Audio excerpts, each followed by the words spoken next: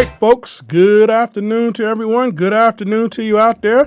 We survived the storm. I think some of us did. A lot of us did. I hope your homes did and your families were safe. I'm talking about the storm that hit us about 24 hours ago here in the Piedmont area of North Carolina. Particularly, we had some heavy storms come through here, and so some damage was done. And just wanted to say that thoughts and prayers. I think we only had one person who actually lost a life in the area, particularly mid-Atlantic area. I think a tree fell on where there was a teenager was actually lost their life in Virginia. But other than that, we were kind of not doing pretty well on losing anyone, particularly. So I know there were some outages reported. Some 5,000 folks were still without power in the area around here. I'm not quite sure where how much of it was out in particular places. I know they talked about that. The FAA, who really regulates all the planes in the air, they grounded about 12,000 planes yesterday. And, of course, if you were watching any of the mainstream national news, you know, too, also that in the federal government sent its federal employees home early yesterday. And some wind gusts got up to almost 80 miles an hour was recorded around the Lincoln Memorial there in D.C. But a lot of damage was done around up and down the East Coast storm-wise, but thank goodness to some minimum. I know that the power outage was pretty heavy in this area, as I heard from friends and family who were without power. Even still this morning, I was sitting at one particular place, and someone still was saying at 8:30 this morning their power had went out and they didn't have power anymore. So thoughts and prayers with our neighbors out there. But I know that as we do here in Statesvillians, and Iredell County too, we really band together to look after and take care of our neighbors in need and our community. And there may be even some businesses that are still without power too. But we surely are going to get back together and get things up and going really well. But it is a happy Tuesday here. I am feeling great. I hope that you out there too in Radio Land. If you're listening out there in Harmony, we say Troutman, Mooresville, Lake Norman, Cornelius, Davison, Huntersville, checking in with us. Olin, all the way up there, Taylorsville, good afternoon to you. Salisbury, good afternoon. And Wilkesboro, we reach all those areas. We're WSIC. This is On the Record with Brian Summers, and we're live here on this date. And I call him a special guest. He is, I would say, my almost all the way around go-to for a lot of things. I kind of go in his office, and I think the last time he loaned me some books that I've started reading one of them, but I'm not quite finished. But I want to tell you that the great resource here, particularly in Iredell County, is that we have on staff. If you've ever, been by your friends and family, go to the library, you go downtown to the library and they have the general area downstairs. But if you go upstairs and you are interested in anything that's related to the Piedmont area of North Carolina and just really probably around the country and the world, I've not really tested him to see how in depth his depth of history is. But you will be really impressed with the gentleman I have coming on now. He has been here before. I think this is the first time he has been here since we've done On the Record. I think previously when I had a show on the station, he was a guest, he and Julie Moore from the library. But it is, I call him Dr. Joel Reese. He is the librarian for the Iredell County Public Library and the community, I would say too, because everybody uses him as a community resource. And he is also expert in genealogy. And so he's live here. He's my guest here in the studio. This is him right there, folks. You get to see who is he. Wave, Joe. They all see you. That's him. And so glad to have him in here. And we're going to talk a little history and just kind of catch up a little bit and talk a little shop. We're into the month of August. So some significant things have taken place, and he's probably going to share some things with us. But that's where we are right now, folks. But before we get to Dr. Reese, got some house cleaning things I always like to get out of the way and get taken care of. We've got some birthdays. If you're out there in the area, you may know these folks who are locally here to Statesville. Judy LaFawn, her birthday is today. She is from the school system, a retiree. If you're here in the Iredell area, you may have had her. Michelle Jones Murdoch, happy birthday to you. You're here in the area as well, too. Travis Elliott, I know he's down around the South Iredell area. Travis Elliott, happy birthday to you. We also have Senator Vicky Sawyer, who is our state senator here for the Iredell area. Today is her birthday. She is 25 all over again. Yes, today. Happy 25th birthday to you, Senator Vicky Sawyer. She has not been on our show. We had to check that out, though. But anyway, you're welcome to call and come and check us out there, Senator Sawyer. She's our sister on our station here, and we're proud to have you, and thank you for the work you're doing down there in Raleigh. Also, birthdays today, we got Ashley Hudson Alexander. I know her because her husband's a good friend of mine, David Alexander, over there at JT Alexander Oil. That is who they are. And David and I grew up together, and his brother Tommy and sister Rebecca, and we played together as kids. And so they've been pretty good friends of mine for sure, the Alexanders. And so happy birthday, Ashley Hudson Alexander. Happy birthday to you. So that's it for our birthdays for the day. Just sharing a little bit of what was going on with the weather, particularly going on. If you get a chance, folks, just check on your loved ones, check on your family, those near and far, and keep all that in mind for what you're doing. But right here, right now in the studio, I've got again joining me live is Joel Reese, who is from the Iredell County Public Library, the historian, genealogy, expert in all things almost, he will say, and we're glad to have him. So good afternoon to you, sir. Good afternoon. Thank you for having me, Brian. Oh, absolutely. You're welcome here anytime, friend. So we... anything you want to share with us right off the bat? It's August 8th, it's 2023. I'm not sure what happened this day in history, particularly. I have found that, trying to find out and find accurate things for what really did happen on this day in history. When you go to Google, sometimes it ain't always the real Google, or you find just didn't really happen this way, this date. You know what I mean? Mm-hmm. And so, haven't been really as thorough as I wanted to be on that, because I really try to share a little bit of history perspective every day. At least that was my good start. And I reached out to my friend Eric Millsap, so I'm gonna keep calling him out until he returns my phone calls. Mm-hmm. And so, I was messing with him. But yeah. So, anything you want to share, particularly with this date today being August the 8th?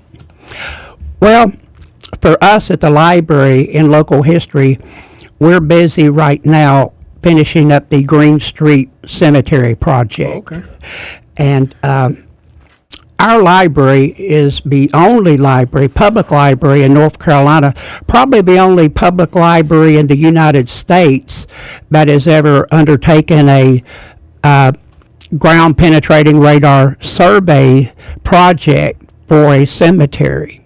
Okay. We applied for a grant for $20,000 from the North Carolina Humanities for a ground penetrating radar.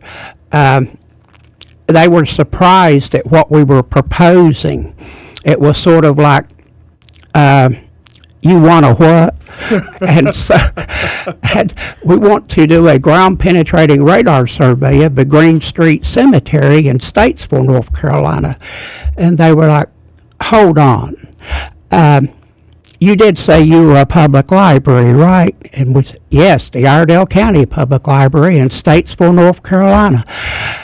And we ended up getting what they call the large grant for $20,000. We partnered with the city of Statesville, the NAACP Statesville Chapter 5454, and the Downtown Statesville Corporation Development Group to apply for the grant, and we were awarded the grant. The two people that deserve the most credit for the application is really Shelley Taylor and Amanda Kane, the library's assistant director.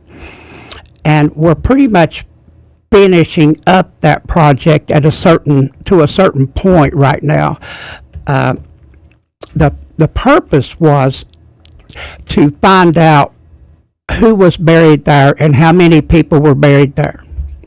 Okay, we'll come back on the side of the break and finish talking to Joe Reese about the Green Street project. Keep it right here. On the Record with Brian Summers will return after this short break on the new 105.9 100.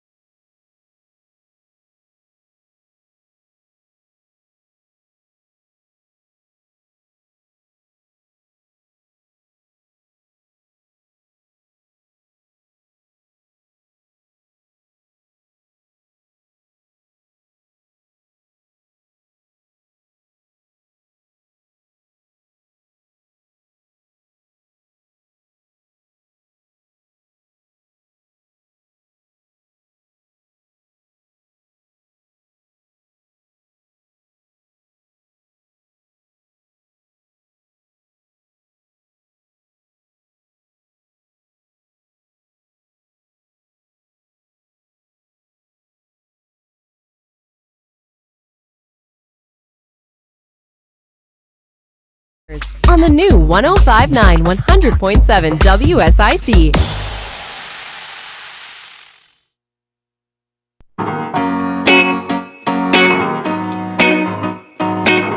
All righty, good folks.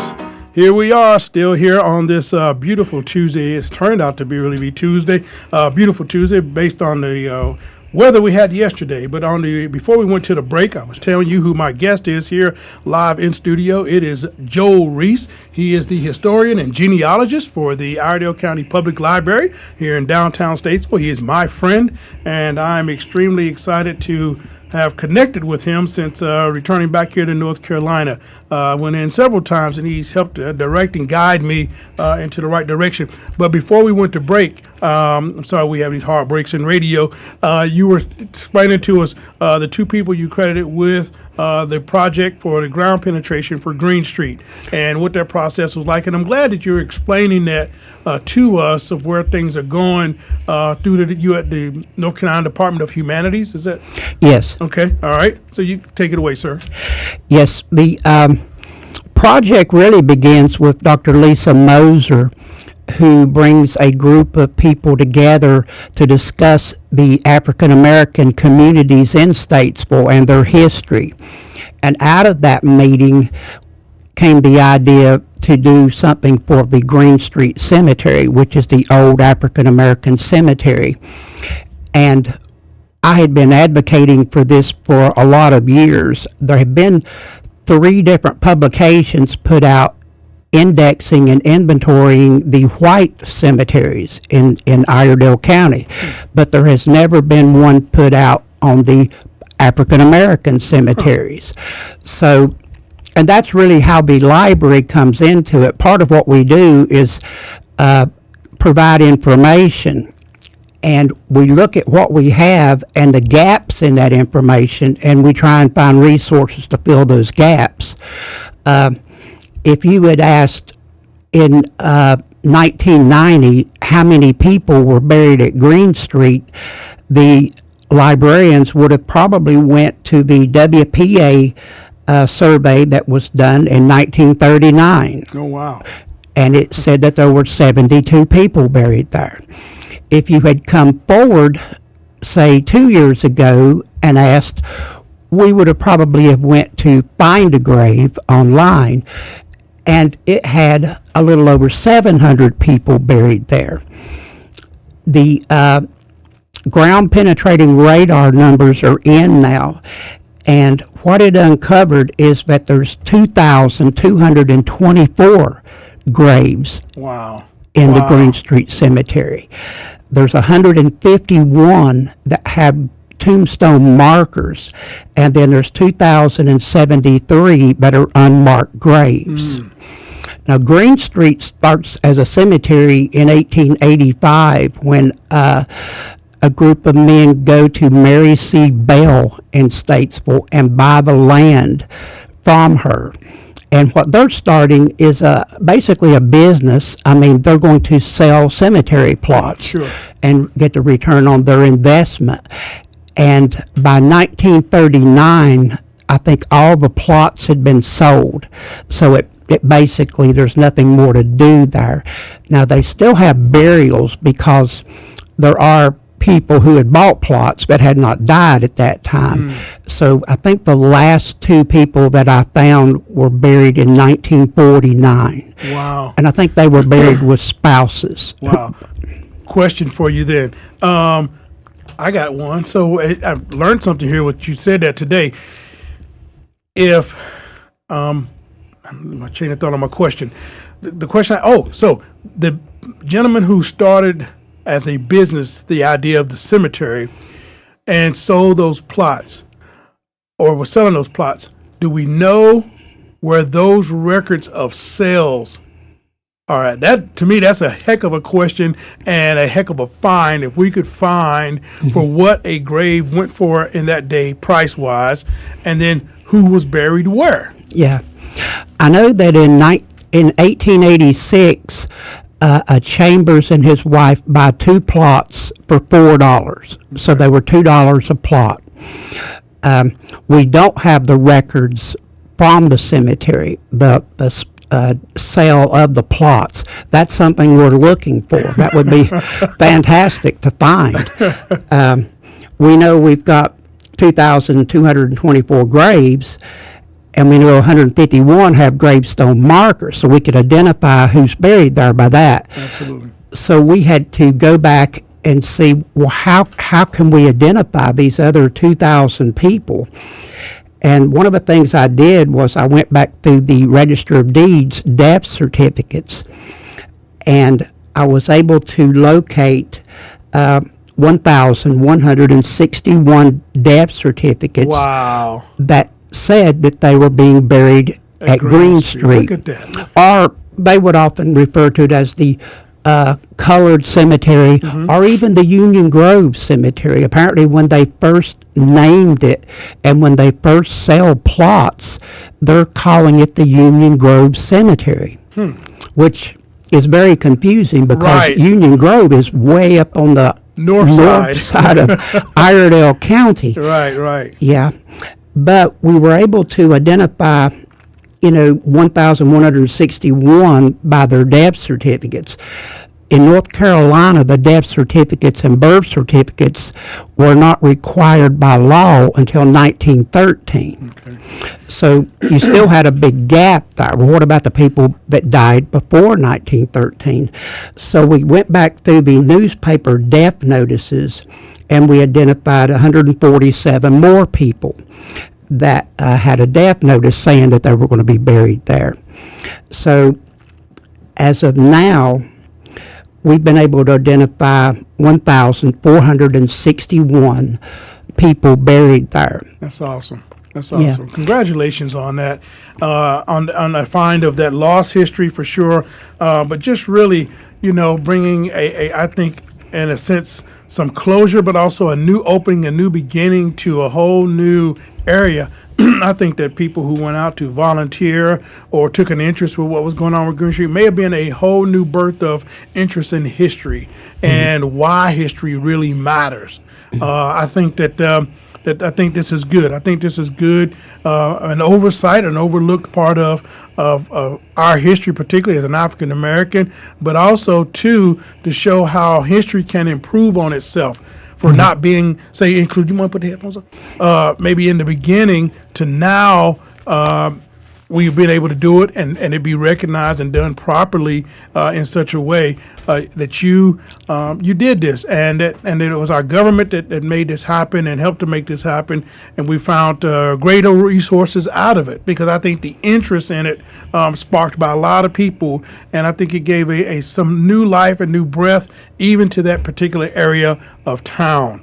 So very, very much. So another question for you is, were there any other African American cemeteries, probably in Statesville City proper, that were not associated with a church? Or is it? I know Belmont. I'm not sure, that came along in the 40s, 1940s or 50s. But were there other? And I think there was even one on Salisbury Road, right beside the Kentucky Fried Chicken. I know there was a church there, but I'm not sure. I think I remember stumbling across something that said there was also a cemetery with the church. So you, I think, will know particularly African American cemeteries that were within the city of Statesville proper. Yes, that gets back to the gaps in our knowledge, really. Green Street starts about 1885, 1886.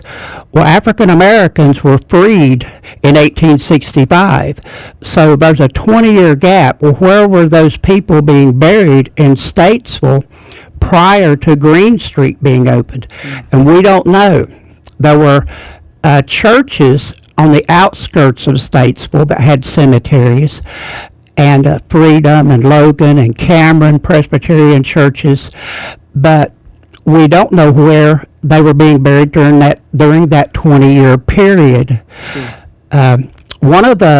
We did learn some things that we didn't know from the Green Street Cemetery. I had been told years and years ago that there was a poor section of the cemetery behind the old Morningside Annex building, which later became Davis Magnum Funeral Home. And they said, well, there's Wiley Patterson told us that there was a poor people were buried back there because they could not afford a plot in the cemetery. Kind of Potter's Field. Yeah. Gotcha. Well, that's what we went down in there a couple of summers ago, Shelley Taylor and I, but we discovered there were 6 tombstones in there. Well, that confused us further because we thought, well, if you've got money for a tombstone, Why are you in here?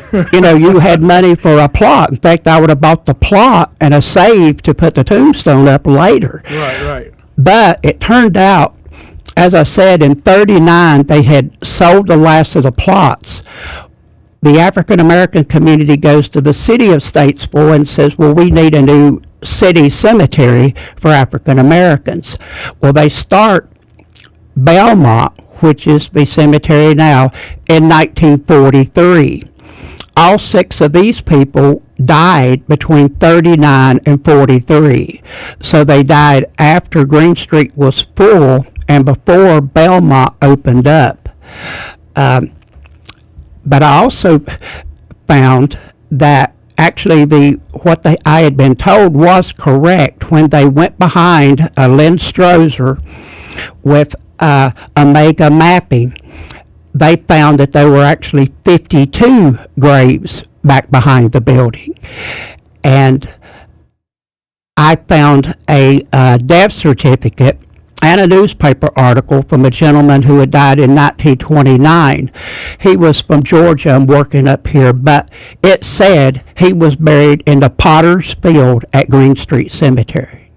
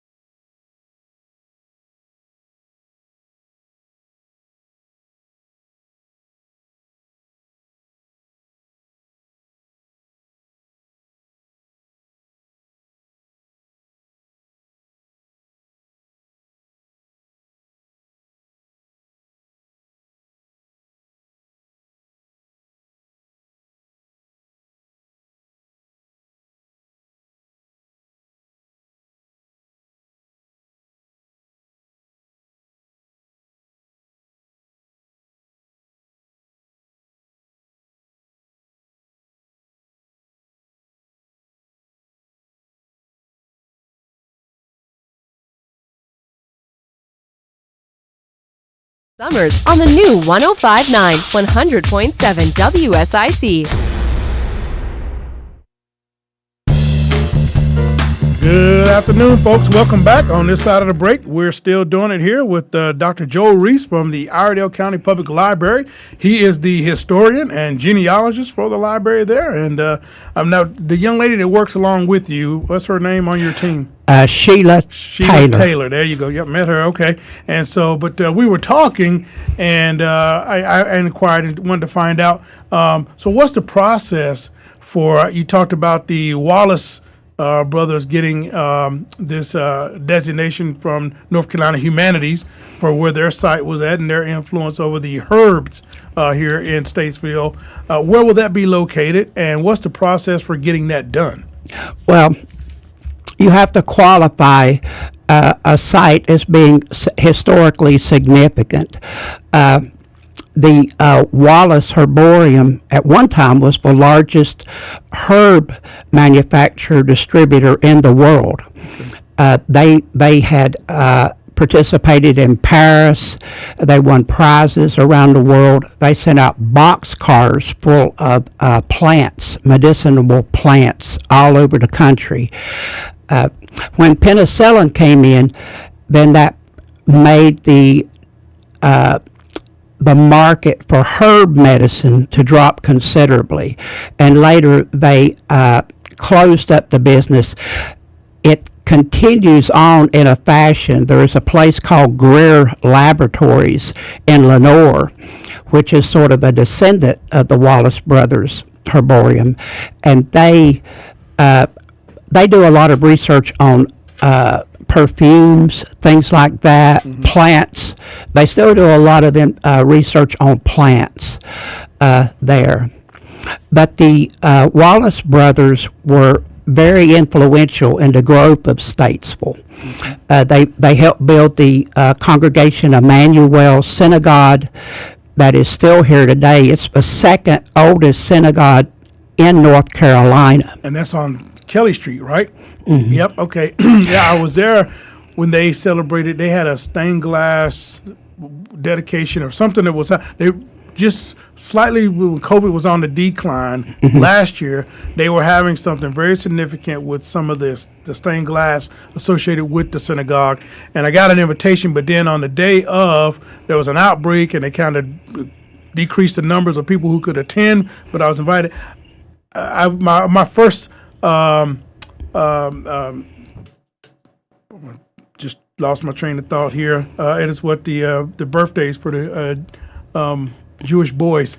They had. Well, they arrived Bar here. mitzvah. That's it. I went to my first bar mitzvah here. Yeah. Lee Khan had his bar mitzvah here, and I went. And they lived around the corner from there. But anyway, so that was my Jewish story as far as Statesville, and then of course later on I met lots of others. Go ahead, sir. Yes. Isaac and his brother come here around the 1850s, and they open a merchandise store to begin with, dry goods, and then they get into the herb business, and then they build a huge herb warehouse, which was later torn down. And they helped start Congregation Emmanuel, the synagogue, and were very influential in the economy here in Statesville. Look at that. Yeah. That's very, it's history, and I think you and I, we both so much, 150% agree on this. History is so important. It's fascinating when you really, just since being back here, coming in, sitting and chatting with you and Steve Hill, and it's just been David Pope very much. It's just been awesome. And speaking of David Pope, I have to say today is him and his wife Gail's 59th wedding anniversary to David and Gail Pope. Happy anniversary to you all out there, you newlyweds. So, but happy anniversary. So we mentioned that, and so I just wanted to give that shout out to David and Gail for sure. But history is so important, and as I was sharing with you, myself and Norman Hope and David, we went over last week to Rowan County, there to the Lutheran Cemetery, and saw where they had moved one of the War Between the States statues, veterans of Confederate statues, and they had moved. There was Governor Ellis. I didn't realize he was from Salisbury, and the tie-in was so much of the Revolutionary War of folks who were. Salisbury was a very centralized. I mean, they knew all this history. It's a very centralized place. And then we went to the Rowan Museum, and that was a lot of fun. That they had the Rowan Museum there. I was very impressed to see how in depth and how they were growing as well too. Yeah. Rowan County is the county that we form out of. Iredell forms out in 1788. So prior to that, any county records for Iredell County will actually be, any records will be in the Rowan County records. Rowan County forms out of Anson County in 1753, and then Anson forms out of Bladen County in 1750. So you could be in the same spot, but you might be living in 4 different counties within a few years because the county lines changed as they created more counties. That's right. I mentioned that we were trying to fill in information anytime we see something. Anytime somebody comes in and asks a question historically, but we don't have the answer, then when we go back and we try and find, well, where could we get a source for that? One of the things I would really love to do is to find photographs of the people buried in Green Street Cemetery. I told someone, I said, you can throw out these numbers and say, well, there's actually over 2,200 people buried there. But again, it's just a number. But if I could put faces and names, we've got the names, but if we could put the faces with that would, I think, help bring it alive quite a bit. That So would be we're asking amazing. if anyone out there has photographs of their ancestors or people that are buried at Green Street, we would love to have a chance to copy them.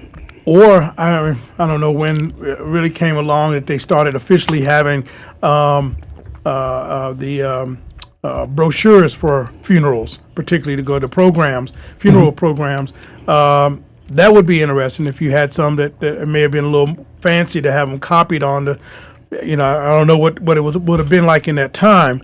But I would imagine that, like you said, if we can figure out, we know who was there and then try to figure out who married or maybe had kids from there. I've been doing my own digging, as you know, with genealogy and ancestry to my Keaton ancestors, my Lackey ancestors, the Summers, the Turners, and the Stevensons. All of my people, and you helped me and guided me in some direction. And one thing we did find out, just since you were here last time, Tom Dooley's mother's maiden name was Keaton.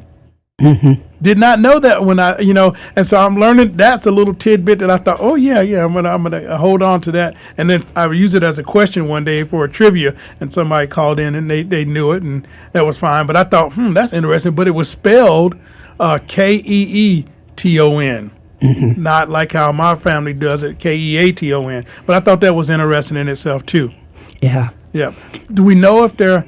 I guess it was just on the pronunciation, Keaton, because they were from Wilkesboro, and it was pronounced Keaton, Keeton, and on this side it was Keaton. Do we know if it was same line, just different pronunciation, or like there's Dula and Dula, and Dooley, and so yeah. That happens a lot. Families back in the 1800s would change the spelling of her name and with the pronunciation. I have ancestors that are Arnolds. Well, if you go back into the 1850 census, their last name is Arundel. Arundel, and they shortened it to just Arnold. Oh, wow. Now, was that with a A-R or I-R? Because you think about Ardell, almost like Ardell. It's an A-R. Oh, wow. Okay. Yeah.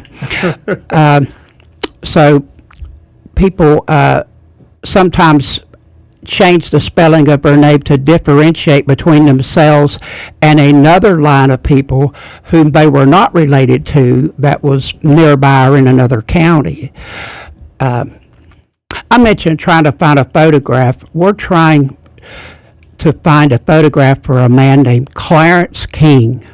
Okay. Clarence first came to my attention years ago, probably about 2010. An author, Marie Binge out of Davie County, contacted me wanting to know.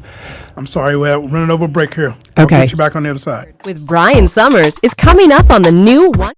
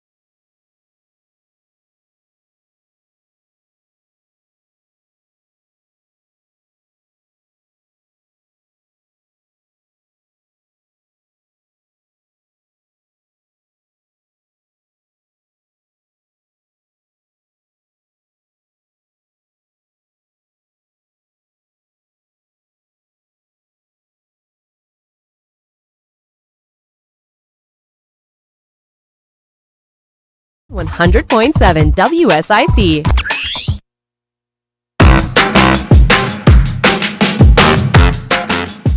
All right, good people. Here coming up to the top of the hour here on the record with Brian Summers here. And my guest here in the studio is the Dr. Joe Reese from the Iredell County Public Library, downtown Statesville. And I'm sure he's going to give out the library hours if you want to stop by and see. I would encourage you. We've got 2 weeks before school start back here in the Iredell Statesville area. Kids, go in, get your library card, get a card for the library, get lots of books, load up on some, and get ready for the school year.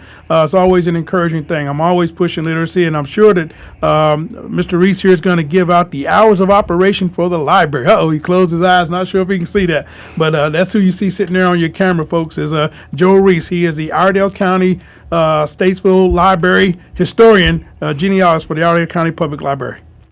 Well, thank you. Yes, we're open Monday through Thursday from 8 in the morning till 8 in the evening. And then on Friday and Saturday, we are open from 9 till 6 p.m.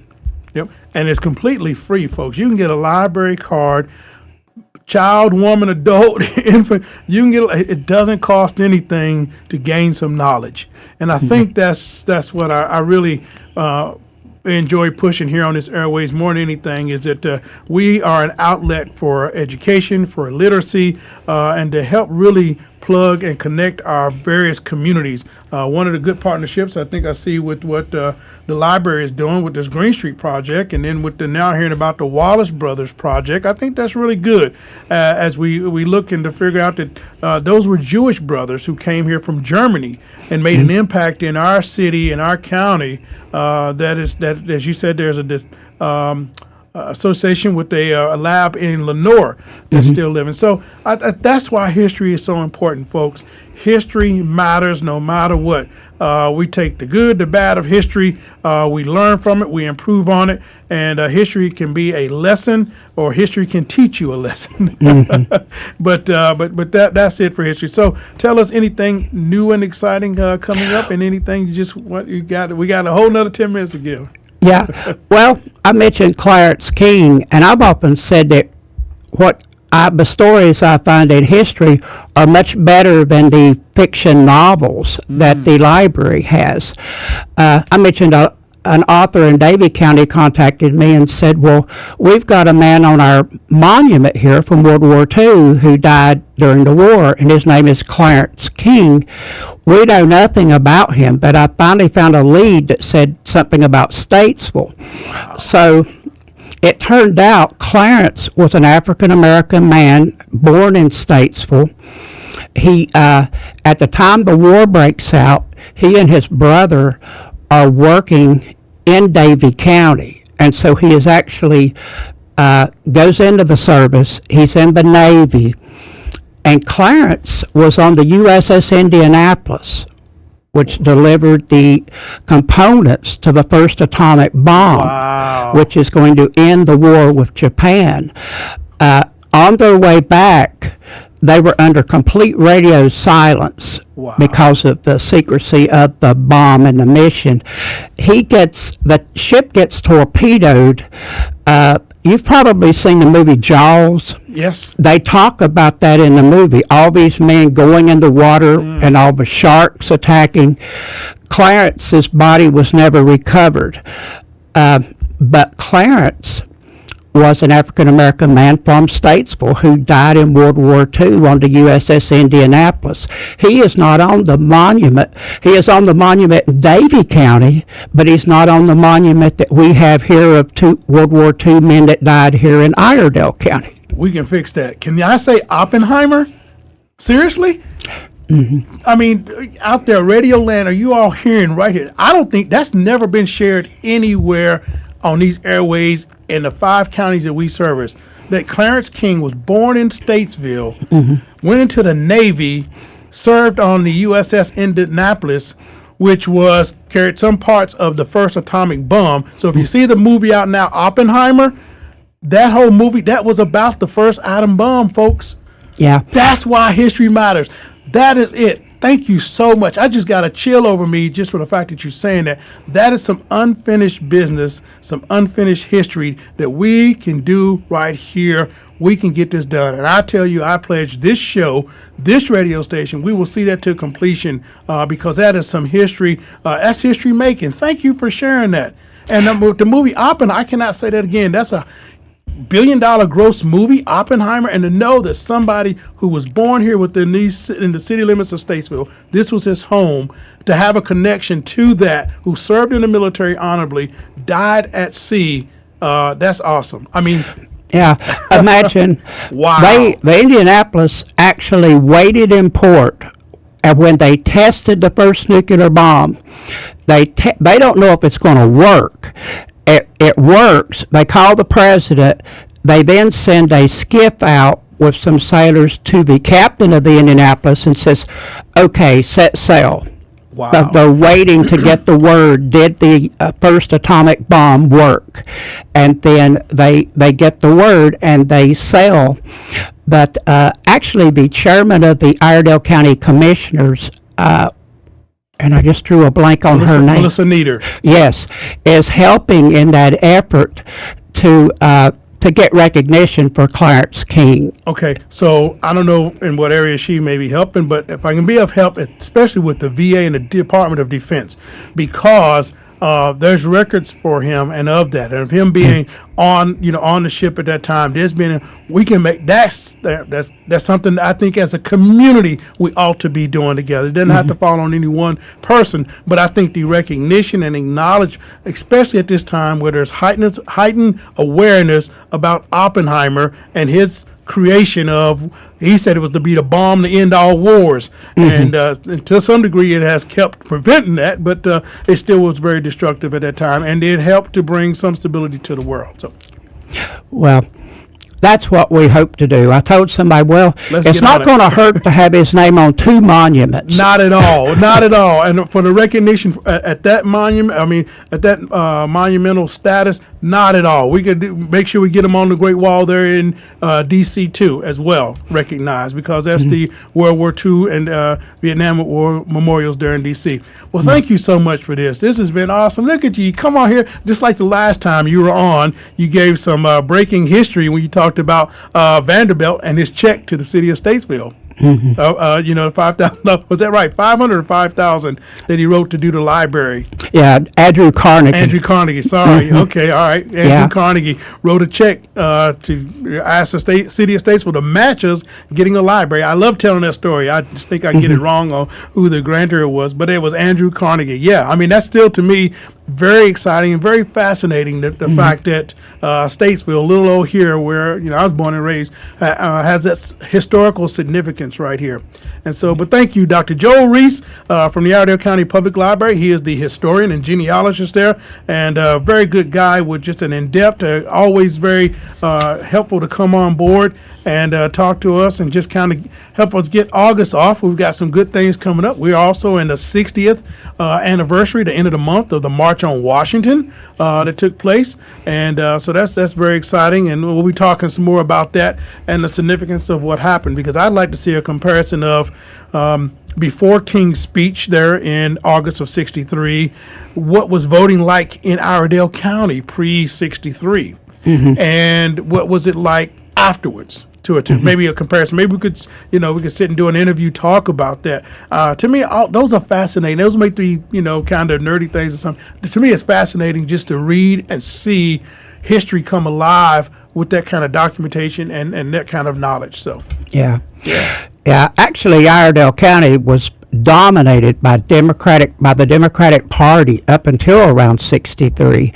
In fact, I read once the paper actually about an election had taken place where they called a man, the election board, out in the county, and they said, we're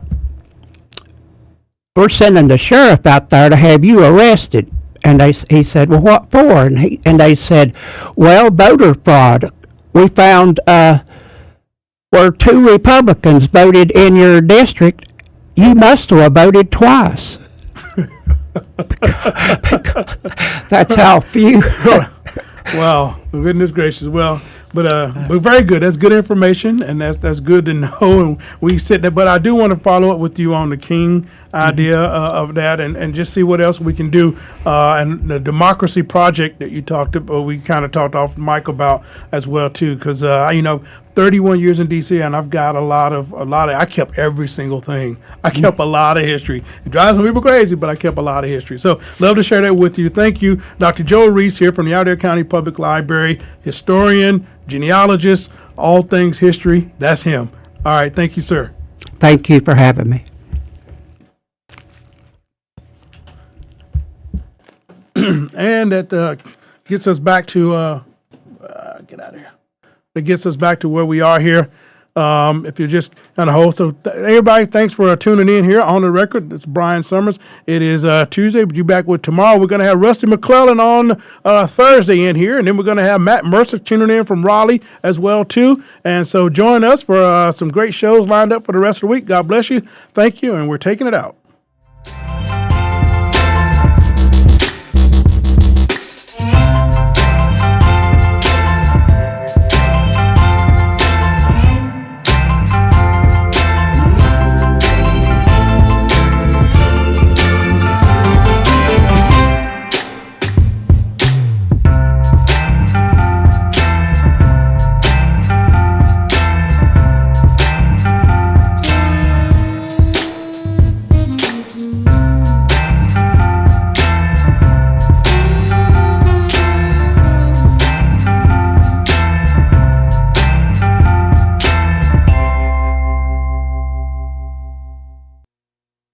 The new 1059 100.7 WS